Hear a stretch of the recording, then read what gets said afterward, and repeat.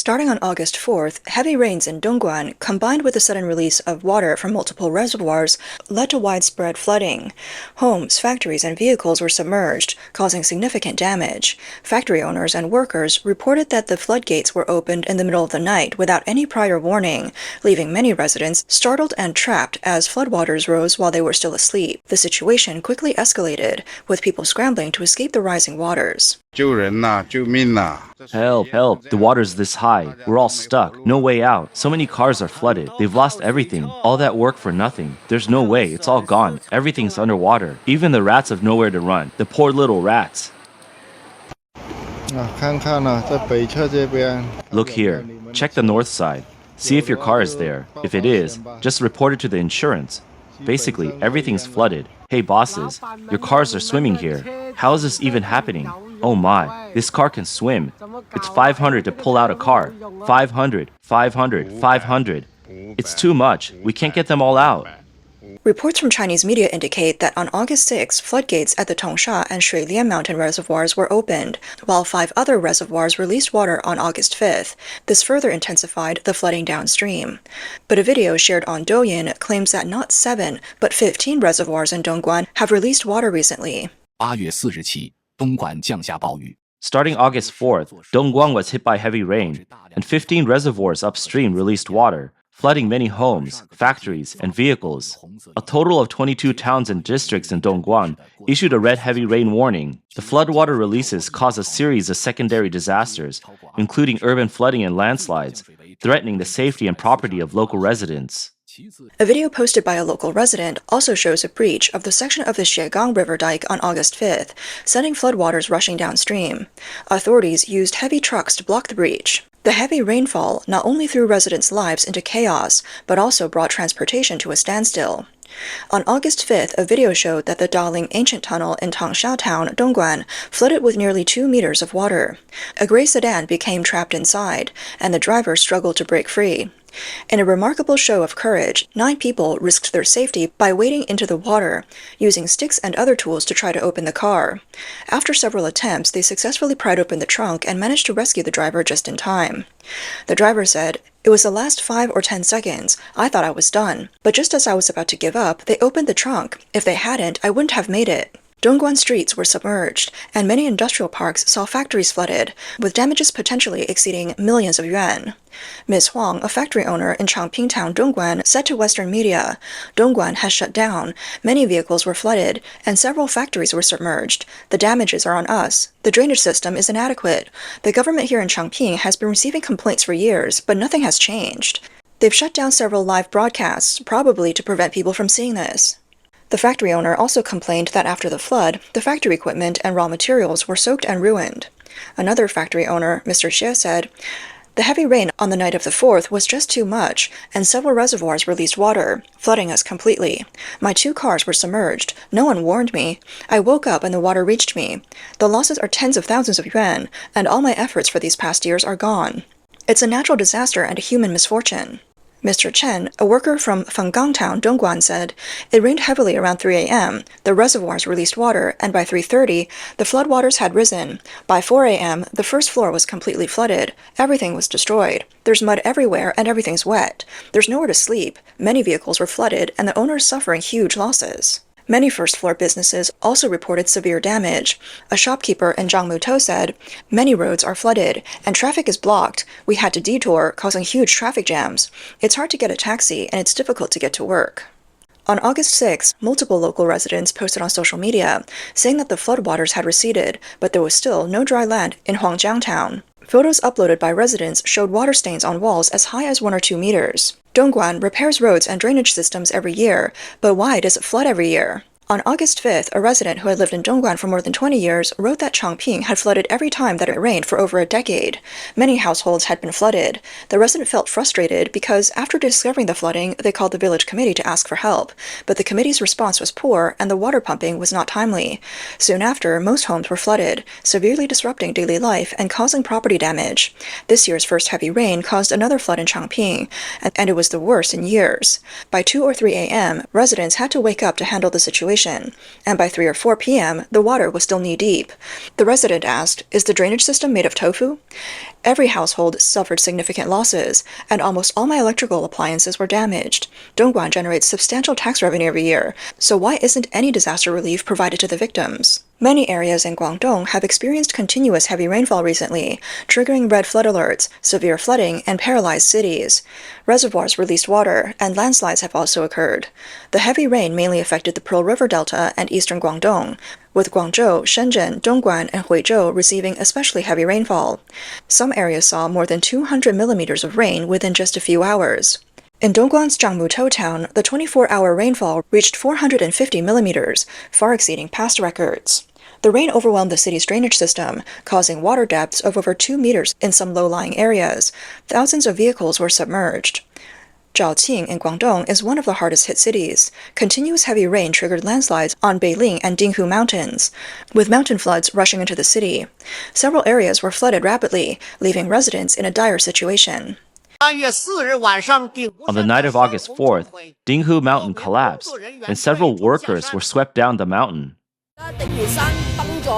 Now Dingho Mountain has collapsed. The flood came down and all our goods are gone. We've seen so many people swept away by the water. Oh no, here comes another one. A video shared online shows flooding in Jaing on August 4th, with the hotel lobby at Dingho Mountain submerged. Witnesses reported seeing many people swept away by the floodwaters, and security guards at the parking lot were also carried away. The floodwaters reached the first floor, and all the goods were washed away. The road next to the business college, everyone. Please, don't come here. Some residents of Jaing said they've never seen a flood this big in 30 years. It's just unbelievable. Mudslides were reported near parts of the Guangfu-Zhao Expressway in Jaing, where around 1,000 cubic meters of debris slid onto the road, temporarily blocking traffic. And due to rising water levels in the Dingho Reservoir, the reservoir also began releasing water on the evening of August 4th. The floodwaters surged rapidly, submerging vehicles up to their rooftops. A video posted by a local resident shows a street in Jaing with fast-moving, muddy floodwaters rushing down, making a loud noise as they swept away vehicles. In Dongguan district, roads were severely damaged after being washed away by the flood, leaving the ground torn up and the streets impassable. On the evening of August 4th, the Dingho Mountain National Nature Preserve was hit by a mountain flood. Shops along the mountain roads were submerged and covered in mud. Witnesses reported that a staff member from the Dingho Mountain Arboretum was swept away by the flood during their shift and carried about 1 kilometer to the Dingho Mountain Hotel parking lot. There they were rescued. Fortunately, they were unharmed. A video quickly spread online on August 5th, drawing widespread attention.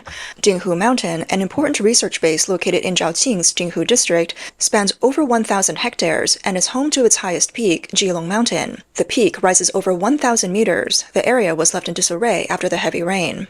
The Dingho Mountain scenic area was heavily impacted, with cars, motorcycles, and other vehicles damaged. Many large trees were snapped in half. The area is currently closed to the public. Heavy rain also caused severe flooding. In Huizhou's Huiyang district, low-lying areas were severely flooded, with entire streets at least 1 meter of water. Rescue teams used rubber boats to search each home for anyone trapped. Although the rain started to ease in the morning, floodwaters remained high, and recovery efforts were underway. In some Huizhou residential areas, rainwater poured into the parking garages like waterfalls. Vehicles struggled to escape the rising water. In other areas, residents and property staff worked together, using their bodies to hold up barriers about 1.2 meters high in an attempt to stop the water from flooding the garages. Ms. Zhang, a resident of Huizhou, described the situation in her neighborhood. Everything is soaked in water. Looking down from the upper floor, it feels like the whole city is underwater. In the video she shared, floodwaters had reached residents' homes in some low-lying areas, submerging street curbs and turning dry areas into fish ponds. Even worse, some roads were flooded, halting traffic and making it difficult for people to get around. On August 4th, a resident in Huizhou's Huiyang district posted about flooding in Shuangyue Bay, saying his newly purchased car was ruined by the flood. Around 8 p.m. on August 1st, 5 tourists went missing after being swept away by the water in Huiyang district. Due to the ongoing heavy rain, the rescue operation was challenging. By 2 p.m. on August 3rd, all 5 individuals had been found, but they had no vital signs. On the evening of August 5th, Hujo officials announced that the city's Flood Control Command Center had raised the emergency response level from Level 2 to Level 1. Level 1 is the highest emergency response level, triggered by the most severe and urgent disaster situations. In Guangzhou, a suspected landslide occurred near Yiya Garden in Baiyun District, where large amounts of soil and rocks collapsed into homes, trapping several people inside. Guizhou's Emergency Management Bureau reported that around 8:30 a.m. on August 6th, heavy rain caused the landslide. By noon, 14 people were trapped, with 7 rescued. The remaining 7 are still missing, and searches are underway. Some online users noted the intensity of the recent heavy rains in Guangdong, saying that streets were flooded, and people had to wade through water just to go about their day. One user pointed out that even the cockroaches in Guangdong couldn't survive, highlighting the severity of the flooding. The continuous heavy rainfall has caused serious flooding and road damage in multiple towns in Chonghua District. In Lutian Town, Guangzhou, flooding caused by the rain has led to road collapses, with some homes in low-lying areas flooded. On the G105 road near Tangji Village, a landslide blocked the road with fallen trees. On the morning of August 5th, the Zhukang River in Guangzhou rose suddenly, quickly flooding the bridge with water levels exceeding 40 centimeters. The rapid rise cut off access, trapping 20 workers from a nearby company who needed immediate rescue. Later that evening, the Liuxi River Reservoir in Chonghua District began releasing water, intensifying the flood damage. In Guifeng Village, at the foot of the Guifeng Mountain, the water level in a stream was extremely high, and the current was swift. The floodwaters washed away half of the dam. The heavy rain caused severe flooding across the city, submerging subway stations and halting service. Several tourist attractions were shut down urgently, and the railway department took flood response measures, with some trains running at reduced speeds or being cancelled. In Shenzhen, around 4 a.m. on August 5th, the city issued a red heavy rain warning for the entire city, marking the first time since Typhoon Mangkok in 2018 that a citywide red warning was issued. On the night of August 4th, lightning and heavy rain hit Shenzhen. Videos posted online showed people being woken by the storm or called to move their cars as floodwaters rapidly accumulated. Shenzhen's Longgang District, a manufacturing hub, experienced significant flooding due to low-lying areas being flooded. Videos also showed a Shenzhen factory completely submerged, with machinery and equipment underwater. On August 5th, heavy flooding in Shenzhen's Mingzhi Avenue turned streets into rivers. Bantian Market was flooded so severely that boats were used to navigate the streets. Delivery workers were stranded in the water, unable to move. The city's transportation system came to a halt. The recent heavy rains in Guangdong have caused severe flooding, with streets submerged, transportation paralyzed, and residents' lives disrupted. The flooding has exposed the city's flood prevention and drainage systems, leading to widespread public criticism of the government's response. This disaster not only highlights a natural crisis, but also points to the shortcomings in infrastructure development and emergency management during urbanization. First, the heavy rainfall in the Pearl River Delta and coastal areas of eastern Guangdong caused severe flooding, with places like Shenzhen, Dongguan, and Hujo breaking rainfall records. Some areas received over 400 millimeters of rain in just 24 hours, overwhelming the city's drainage systems. Aging infrastructure and outdated drainage designs make it impossible to discharge water in time, flooding roads and subway stations, and causing train services to be suspended. In particular, the Pearl River Delta, filled with high-rise buildings, lacks the necessary drainage infrastructure to handle extreme weather, exposing gaps in urban planning and preparedness. The absence of proper warning and evacuation systems only made the disaster worse. Then, some rural towns with their complex terrain and limited rescue resources were left to rely on self-rescue efforts, slowing down the response and worsening the situation. The government's poor response has sparked public frustration. Some online users criticized the authorities, saying failing to warn before releasing floodwaters makes it a man-made disaster. And, this happens every year. Are people's lives not important enough? Many others pointed out that China's recurring flooding is no longer an isolated crisis, but a systemic failure.